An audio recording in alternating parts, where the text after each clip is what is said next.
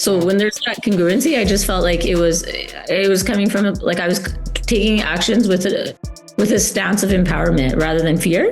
Like the fear is like, even now I do have mom guilt at times where I'm like, oh my God, I wish I could do this. But the thing is, I have the ability to do that. So I need to choose to do that. I was in school and grinding and doing well in school. I wouldn't be where I am. But at the same time, I just feel like I was not as connected with who I really am at the time. Like I was just kind of like doing things, not living in the present much, going with the flow. But now I don't know, I just feel like I have a lot more wisdom, and I feel like I love myself more now versus what I was when I was 20, or where I was with myself when I was 20. So the biggest things I think for me are, like your self-worth is dependent on materialistic things. I think that was huge. Success is how big your house is, how big your car is, material. And I'm like, so I was like, I felt like I had to prove a point. I have to do well because that means I'm successful. And now I'm just like, no, not really. Because how many people do you know where they have a nice house, nice cars, and they're very broken? There's so many relationships like that. So I just realized, I just recognize, and I've seen that, and I'm like, wait a minute, like people are not happy even with these materialistic things. So that's one huge thing where I'm like, my self-worth is not dependent on material things.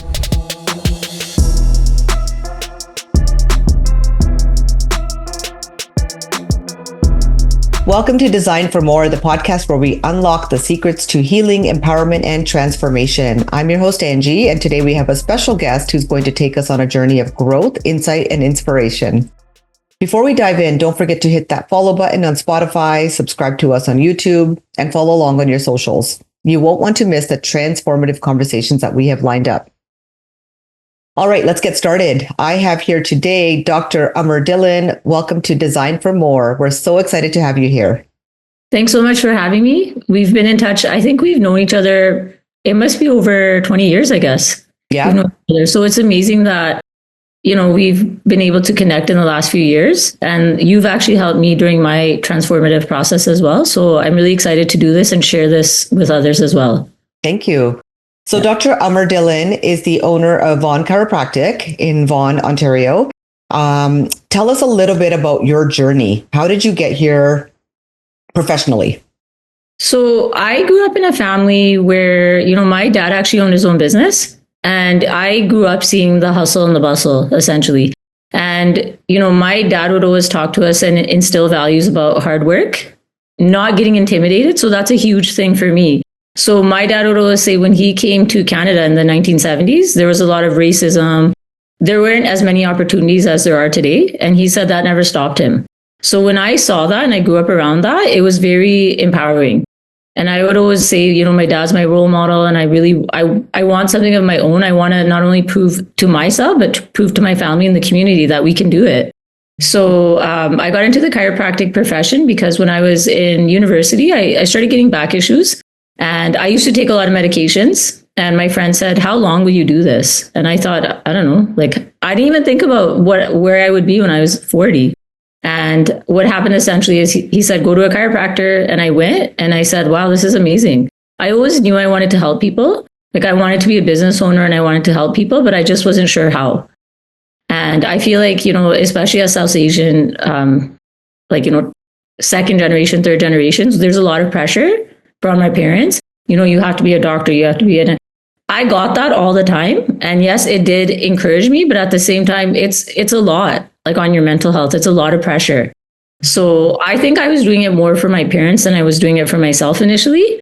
But then when I realized this is what I want to do, it wasn't easy. Of course, it wasn't easy, but I found my passion and I pursued that. So I went to chiropractic school. I got my undergrad degree. I went to chiropractic school and I graduated. And I started doing locums. I just wanted to see what was out there. I networked with so many like-minded practitioners. I would just pick people's brains. I was like, I like this about your business. I don't like this. And I want to do this. So I just kept expanding my network from when I was in school, essentially. And I just built that and built that and built that. So then I gained a lot of knowledge, and I actually gained a huge network of people that are always there to help me. If you ask me how many mentors I have in the chiropractic profession, I would say I've access to 20, and that's amazing. And people will say, wow, how do you know all those people in Toronto? Like I'm saying this from a place of gratitude, but people know who I am in the chiropractic community because I'm very passionate about what I do. So Dr. Amar, you had mentioned the mentors, and I think that's huge and an important fact to share, because what you're saying is I didn't get here on my own. Obviously, I had a lot of support. You had a community behind you.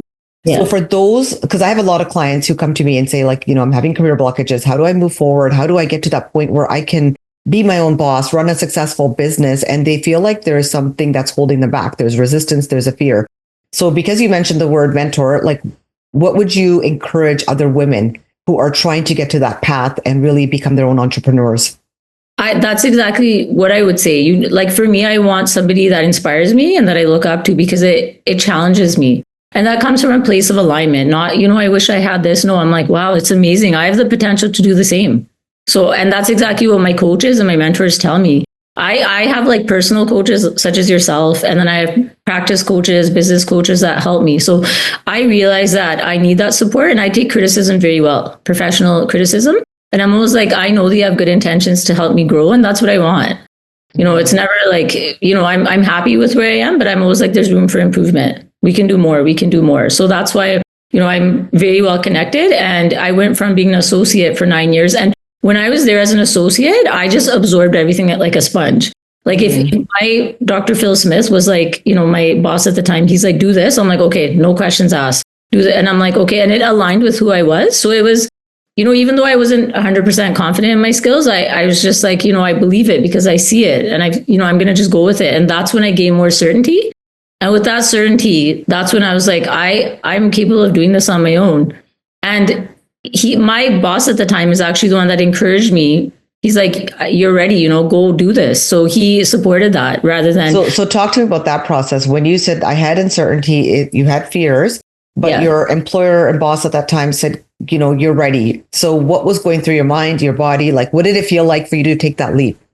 So again, it felt nerve-wracking, but at the same time, I was like, if I don't do this now, when will I do it? And I never want to look back and say, I wish I did this. And that obviously that happens in life. Yeah. But at that point in my life, I'm like, things are in place for me here. Like with my kids, I have support. I have a nanny that can help me. So I'm going to do this now. This is the right time. Whereas, in the past, I would kind of be like, I wanted to be my own business owner, but I didn't have kids at that time. And I was just worried once I have kids, I won't be able to commit to my business because that's just how I am as a parent. Whereas I had some mentors where they're like, have your kids right away and then focus on your business. Like, so I felt I did what was congruent with my personal life and my work life. And that's when things are in motion. And that's just not organically and naturally. We had to take certain action steps to make it happen. And then I was like, this is right, and then you just, it's right. You just pull the trigger and I'm like, this is good. And I've been doing it. Yeah. Yeah. So pull the trigger is a good, I think it's good insight, right? It's like, okay, you got to take that leap and really just trust the process that's kind of unfolding in front of you.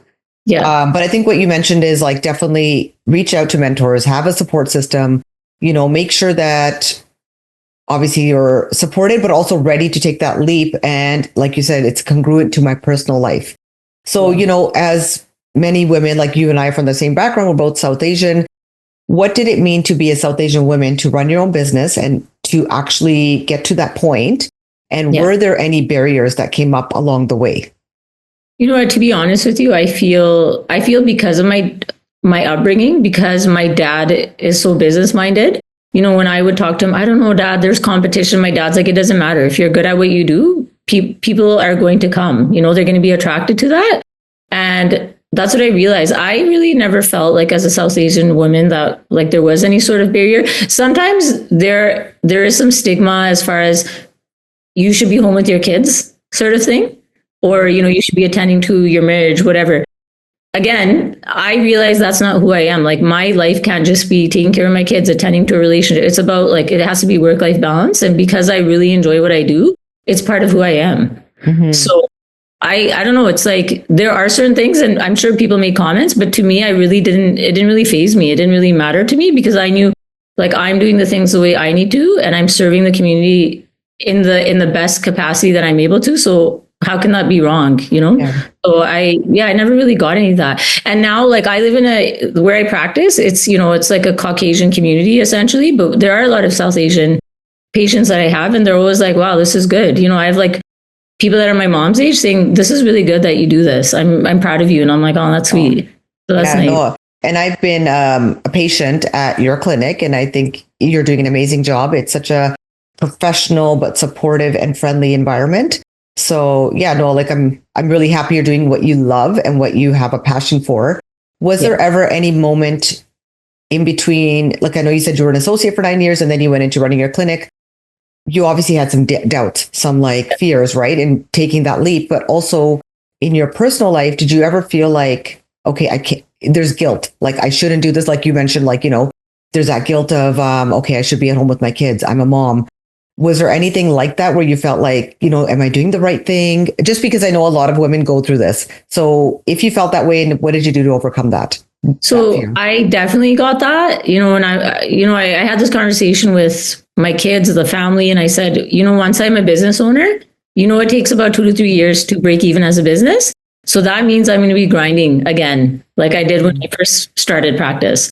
And I basically had that conversation with the family and I said, this is what it's going to take. And I need you guys on board because without that support, it's going to be very difficult. And, I'll be honest with you, Angie, I got mixed support. I feel like some support, some resistance. And again, I'm like, if I don't do this now, when will I do it? So I put certain things into place. So like I had an action plan. So for example, I had to arrange childcare. I had to make sure, like even my practice hours, I tried to make, and that's a great thing about being a business owner. Mm-hmm. I set my hours so that I could support my kids whenever it was possible. But, I felt like I was very clear to everyone about the fact that I'm not going to be as present as I would like to be ideally. But I mean, in the long run, this is what I feel is best, not only for myself, but for my kids too. Yeah. So I went with that and I just kind of went with it. And like, obviously there's always that, it's like anything, any decision you make, what if it doesn't work out? What if I get that? But I mean, if you're taking the right action steps, like when I was an associate, I picked people's brains. I saw the numbers. I was so involved. It was like, it was my business already. So I already knew this backside, like, I already knew a lot about it. Mm-hmm. So it was, what if I don't succeed? What if and I'm like, you know what? Even if I don't, I can go back to being an associate. It's okay. Yeah. So and again, I'm like, if I know what I believe in and it's like, as a chiropractor, I get adjusted. I adjust my own kids. I'm very congruent with my personal life and my work life. So when there's that congruency, I just felt like it was coming from like I was taking actions with a stance of empowerment rather than fear. Like the fears, like even now I do have mom guilt at times where I'm like, oh my God, I wish I could do this. But the thing is, I have the ability to do that. So I need to choose to do that. Yeah. So it's a great point. And I think what you're really, what you're reflecting is intuition, right? And I always talk to my clients about this. And when I do consulting and coaching with groups, women's intuition is never wrong. So your gut or something was telling you this is the right path for you, right? Is essentially. And I'm sure you had those feelings along the years, but finally you did take that leap. And now, like you said, everything's falling into place. And, obviously as women, we're always going to have mom guilt.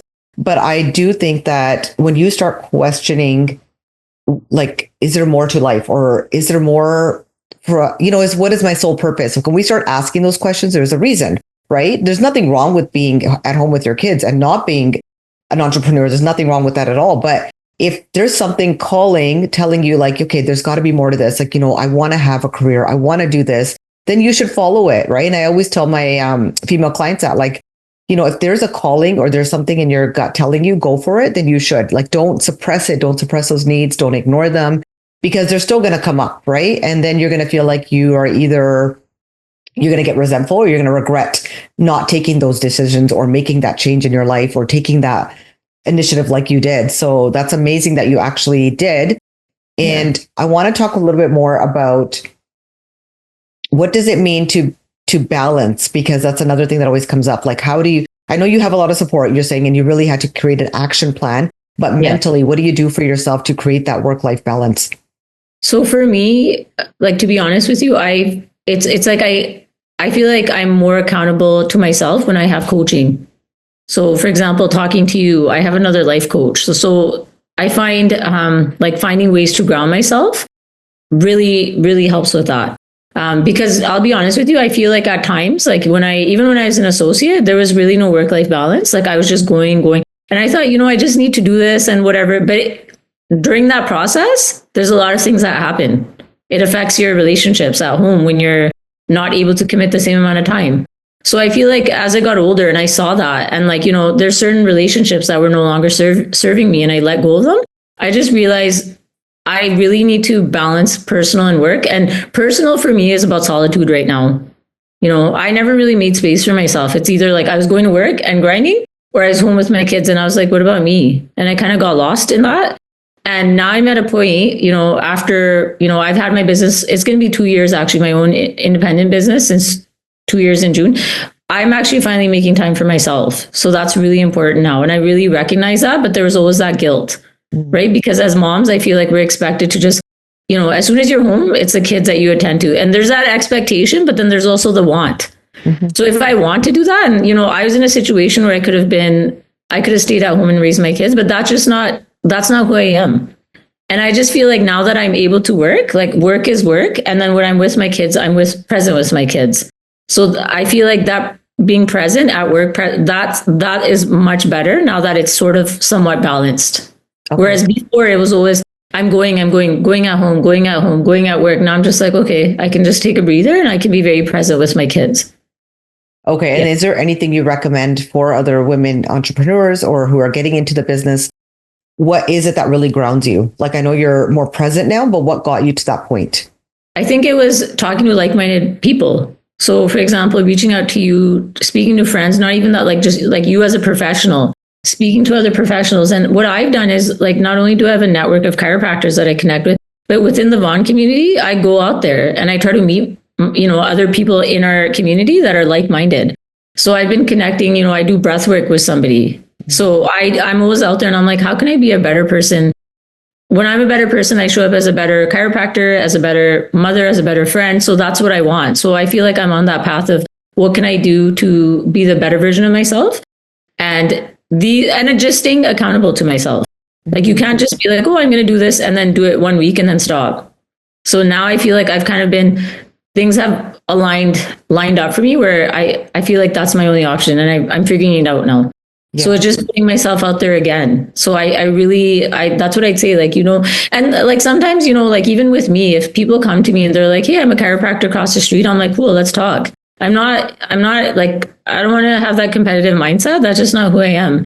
Yeah. Whereas, before I might think that way, but now I'm like, we can all help other people. So let's do it together. So it's more collective. Mm-hmm. And then you find there's even more support. So then that really, really helps. It's like a full circle. It comes back to you. So I've really seen that in the last year and a half, 2 years.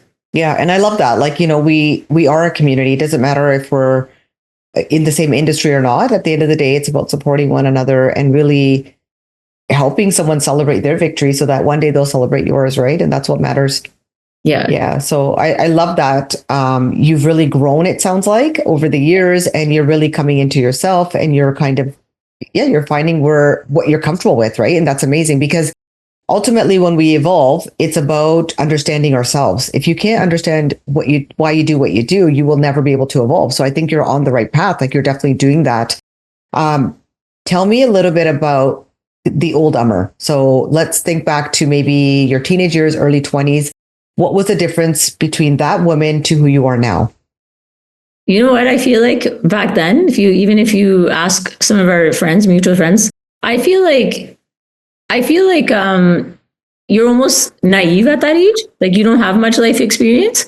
So sometimes I say, I'm like, wow, those are really happy years. But at the same time, I didn't have the wisdom that I do now.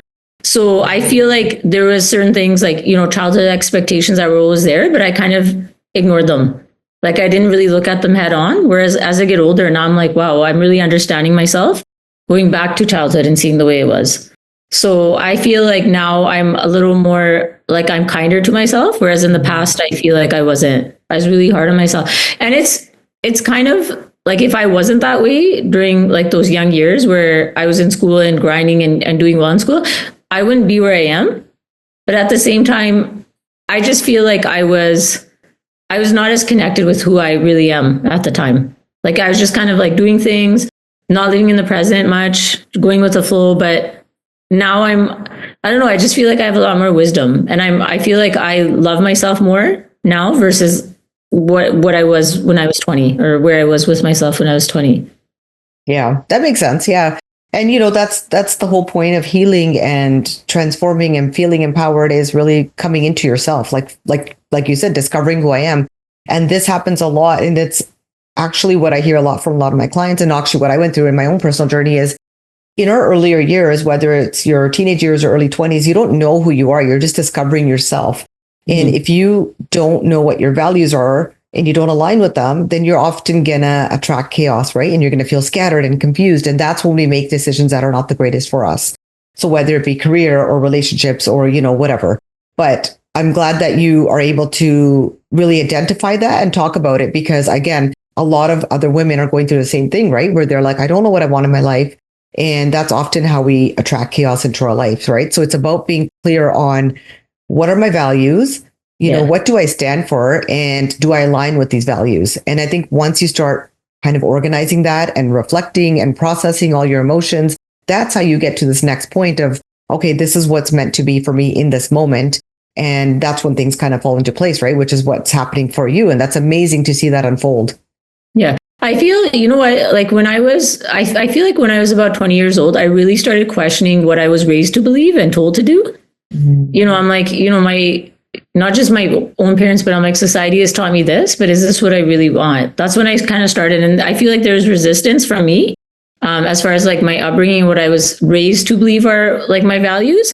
So I feel like that's when the process started. So I feel like I started to finally question, because there's always that guilt to us, especially as like a South Asian female. I feel like there's a lot of pressure on us, go to school. Then as soon as you go to school, get married, and then you have to have kids. But then I'm like, wait, do I? And this is even later on, in my late 20s, early 30s, where someone asked me, why did you go to school? Why did you have kids? Why did you get married? And I was like, you're taught that's what you're supposed to do. But then is it what I really want? Mm-hmm. So even like certain relationships, like I was telling you, I've recognized certain friendships I feel like, because I'm like, you're just not serving either one of us. And by that, I don't mean, am I getting something from you? That's not what I mean. I just mean, are we actually good for each other at a soul level? So I feel like even with that, I'm like, I've let go, and it just feels, you feel lighter, but at the same time, you feel like sometimes I'll say even to my friend, I'm like, it feels lonely, but it's not. It's just like a smaller network, but it's like a stronger network. I don't know if that makes sense. Yeah, no, totally. That's a great point. And I know I want to just touch on what you mentioned about the way you grew up, and you don't know if you even align with those values. So it sounds like you really experienced some limiting beliefs. And for those of you who don't know what that is, that's just like, beliefs that are ingrained in you as a younger child or teenager or in your early 20s, but you don't really know if those are your beliefs to this day. So think back to then and what you believe it now, what your values are now. What are some of the limiting beliefs that you had instilled in you, maybe from family, culture, society, whatever, that you are like, I no longer align with this? So the biggest things I think for me are, like your self-worth is dependent on materialistic things. I think that was huge. Success is how big your house is, how big your car is, material. And I'm like, so I was like, I felt like I had to prove a point. I have to do well because that means I'm successful. And now I'm just like, no, not really. Because how many people do you know where they have a nice house, nice cars, and they're very broken? There's so many relationships like that. So I just realized, I just recognize, and I've seen that, and I'm like, wait a minute, like people are not happy even with these materialistic things. So that's one huge thing where I'm like, my self-worth is not dependent on material things. Home, those things are important to me, but it's not who I am. So I think I've realized that where my self-worth comes from, so again, that's just aligned with, I'm doing what I believe is what I'm supposed to do, and I'm just sharing that with others. So as a result of doing that and being aligned and empowered, I'm able to get those materialistic things. Mm-hmm. Like, so rather than coming from, a space of lack, it's coming from a place of abundance. So that has, I've really seen that transformation. So it's like it's not fear-based, it's more empowerment because it's aligned with what I actually believe in. Mm-hmm. And now even like when I talk to my parents, I'll be like, I don't believe in that. And they're just like, oh, well, and I'm like, I know, I understand you feel that way because that's what you're raised to believe. So I see that and I recognize that, but that's not what I believe in. Mm-hmm. So, so that I feel, and again, like now that I'm thinking that way, I feel like I'm attracting more of that in my life. I'm connected with more like-minded people. So rather than, in the past, I've had like challenges too, where there's been people that are very competitive. Like I want to help you, but then I feel like it's very, so again, I'm like, I don't want to be around people like that. So you just surround yourself with people that are authentic and being authentic to their true selves, themselves. And that's what I feel like I am. So it feels like there's like momentum, like it's going. Yeah. So I really noticed that, like it's not easy, but it feels less and less difficult because it's just aligned with who you are. Yeah. Yeah. And I love that. Like, the fact that you're coming into yourself, but also able to talk to your parents, like you said, from a point of empowerment. It's not about right or wrong. It's about, I understand that you came from a different generation or a different upbringing, and I'm not going to just fall into that anymore. Right. It's about really, I think, like, again, I'll emphasize knowing your values and creating boundaries is so huge if you really want to transform and feel empowered and live the life that you want. Right. Because sometimes my clients will say, like, I'm too old. I can't make changes now. I can't do this. No, like, it's never too late. Every day we wake up, there's a reset button. You have the choice to wake up and do things differently, right? It's all about mindset. And I think, speaking with women like you, it's really enlightening and empowering to hear that you did go through that journey. You did struggle, you did have all these limiting beliefs that confined you. And now you're free and you're living the life that you really want. Yeah. And that's the thing. Like for me, I really had to sit down and think about where are these fears coming from? Like, so I feel like once you kind of understand that and you go back and you're like, oh, this is society, or this is that's when like you let go. So like, I don't know, maybe there are people that are in a position where they've been told you can't do it. You're not smart. You're not intelligent. So it's like, that's not who you really are. So again, like I got there because of therapy and support. I didn't just magically wake up and, it was a lot of hard work. And even now, although things are aligning, there are obviously still challenges as a business owner. So it's not like, oh, it's easy, but it's just like you work through them, right? It's like, okay, now I know this. So next time it won't happen. It doesn't defeat you. You know what I mean? Yeah. So you just you keep going. Yeah, I agree. And, the key is consistency, right? Being consistent, putting that effort in, and just really, like you said, truly loving yourself, knowing your self-worth.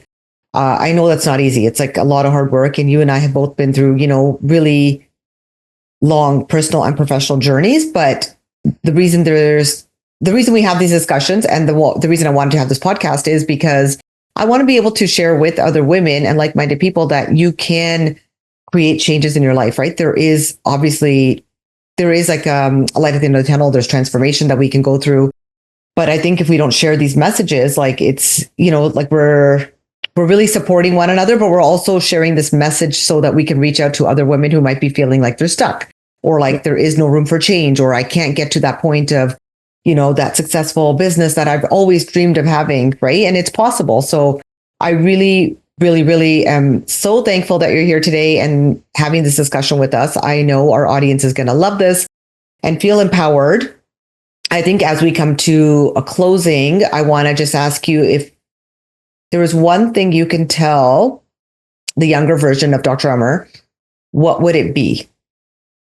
I would say, well, that's tough. I would say, I would probably say, don't let the fear intimidate you. Like I would just say, and the other thing I would say is don't let other people's beliefs dictate who you are. That's what I would say. Amazing. And I'm really glad I got that awakening, but I can't imagine, like, if I was in a position where I didn't have personal growth, I would probably be really miserable. And that would come up as like anger, sadness, fear. And not only would that show up in my workplace, in my personal life, it would be like, I can't imagine living that way. That's really hard. Yeah. So if you are in a position, even if you're 50, 60, whatever, like I know entrepreneurs, even that I meet during work, and they retire in their 70s and they start another business. So it is possible. Yeah. So I feel like don't let those limiting beliefs hold you back. Like really figure out where they're coming from with professional help. Contact Angie. Figure out where they're coming from, dissolve those, and be the person you're meant to be. So, there's that quote where it's like, don't let anyone's darkness dim your light. Like, I really like that because at the end of the day, it's like even materialistic things. At the end of the day, when we go, none of that will matter. Yeah. So I just want to be a good person, do good. And that's what I teach my kids. And that's what I believe in. Yeah. Yeah. Yeah. And, look, every single one of us deserves love, peace, and happiness. and you just have to believe it and then align with it. And like you said, things will fall into place. So before we end, I just want to ask if there's anything you want to share with the audience in terms of your offerings, or anything you want to just share in regards to where to find you or how they can connect with you. Yeah, of course. Yeah. So you can go to my website, www.vonchiropractic.com. We have a lot of information on there. I do a lot of posts on Instagram as well. So our Instagram handle, it's connected to Angie's as well. It's Von Chiro. So, and if you ever want to reach out to me on a personal level, professional level, I would love to talk. I always like to meet new people. It's great. I like expanding my network. So I'm always open and available to do that. Awesome. Thank you so much for sharing all of that information. I will obviously post all of Dr. Amar's socials and handles on this episode as well. And if you want to contact her, like she said, she's very open to doing a consultation or any discussion about your health. So please do reach out. Thank you so much for being here today. It was an amazing discussion, and I will connect with you at some point soon. Okay, thanks, Ed. Bye. Thank you. Bye.